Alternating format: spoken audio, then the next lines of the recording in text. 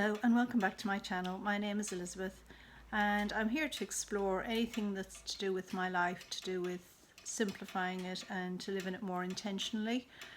I say simplifying my life because I feel I don't want to be evangelical towards others and say, well, this is what you should do or whatever. I'm just talking about things that I'm sort of doing.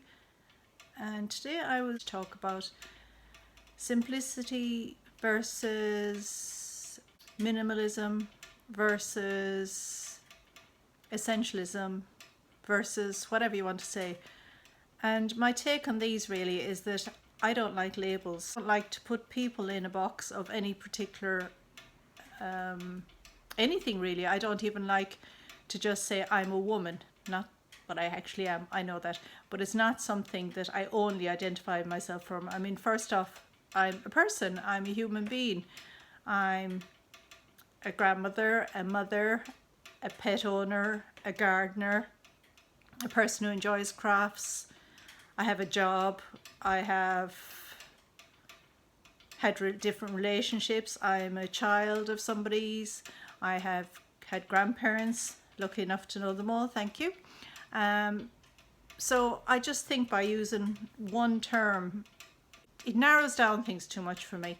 Although I admire things like minimalism and essentialism and all that, I am picking and choosing what I like from it, because I think the thing about a label is once you put a label on something, it almost offers to me like restrictions. You know, I've watched quite a few YouTube channels on minimalism or essentialism and different people following their lives, and although for some people they sort of broaden it, you know, they have different lives and they kind of come away from things. But then when I read some of the comments are then questioning their decisions as if, say, well, is that minimalist? Is it, you know, is it essential? Is it, you know, intentional?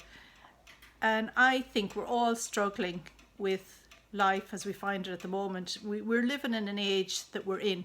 We can't change that. I am not self-sufficient in my garden. I drive a car. My clothes are not all from sustainable shops. I do my best in little areas. So I think everyone's doing their own little piece, and rather than fitting into a little box or a little peg, I think it's quite nice to have your own little space and maybe not confine yourself to anything in particular. I think that's especially important now, thinking around Christmas. I think I mentioned last week that I've been buying presents this year, and I've been buying them online because it's, you know, we've been in lockdown for 6 weeks, level 5, which meant we were only supposed to go 5 kilometers distance from our homes. And although there are some shops near me, unless they were essential, they weren't open. And so I shopped online. Normally I would be giving the children, my grandchildren, something like an experience. I often give them theatre tickets, pantomime tickets, train tickets to go somewhere for the day out. I might take them somewhere, cinema tickets, etc. This year I'm not doing that because I think it's unfair to hand a child something that they might not get to use for 6 months. They can't really look forward to it because none of us can look forward to that extent at the moment. So I have bought things for them, and what I've bought is games. I haven't them organised today to show you. Hopefully, I said last week I might show this week, but maybe next week. I'll see how it goes. I'm actually doing school runs at the moment.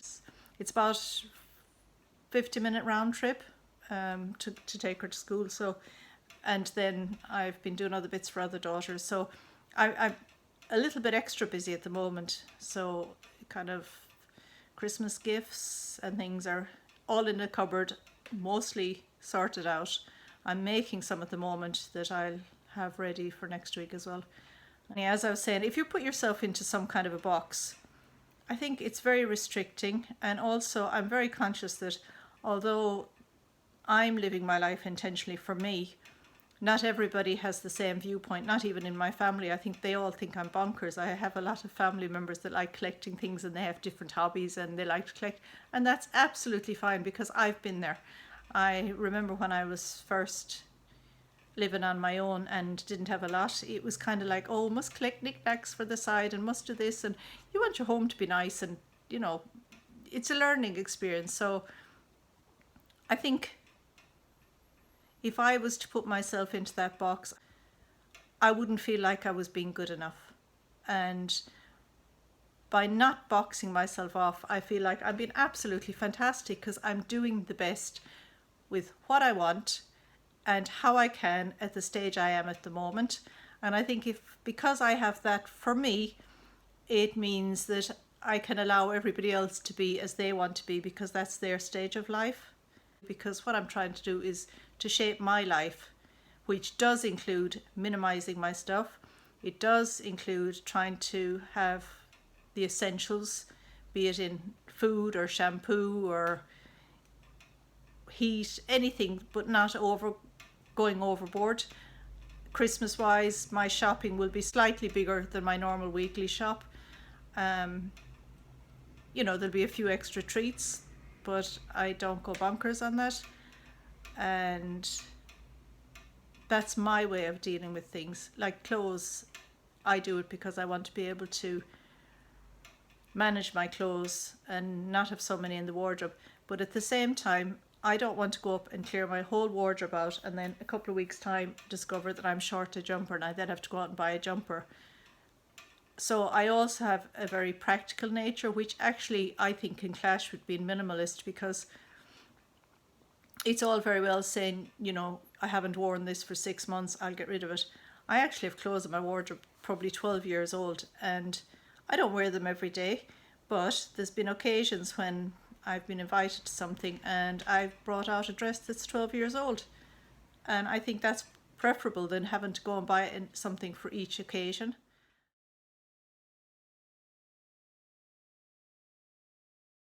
If somebody gives me a gift, I will save the paper, the wrapping that it comes in.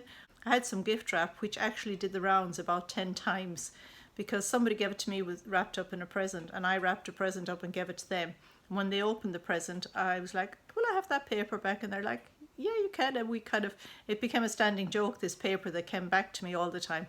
And it got smaller and there was little bits of sellotape marks on it and stuff. But yeah, so I do have a very practical nature, and I think that's possibly why I cannot give myself a label, because I'm practical enough to know that today I am living my life in a certain way, and in a couple of months' time that could all change. Funnily enough, I was actually making a comment on a gardening program the other day. The gardener in question was talking about the dreary weather in the north of England, and on that particular day it had been foggy.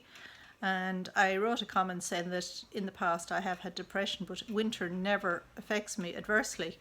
And the reason winter doesn't affect me adversely is because the weather's dark, it's often raining here in the west coast of Ireland. You can tuck yourself away for the evening. And I realised as I wrote the comment, it was because in the summer I feel like I never do enough. Whereas in the winter, I do enough, because a lot of winter time can be taking it easy and resting. And I need to rest and I need to take it easy sometimes. And I need not to be continually pushing myself to do better. And just writing that comment actually was kind of an eye-opener for myself, to say that, you know, I say I don't put myself in a box, but I do put myself in a box. And the box is, if I was my own teacher in life, I would be writing on my report card weekly, daily, could do better. And I don't want to live my life like that anymore. I'm doing the best I can. And I hope you too are out there. And if you found this useful, please give me a thumbs up and subscribe to my channel. And I will talk to you all next week again. Take care now for now. Bye bye. Bye bye. Bye.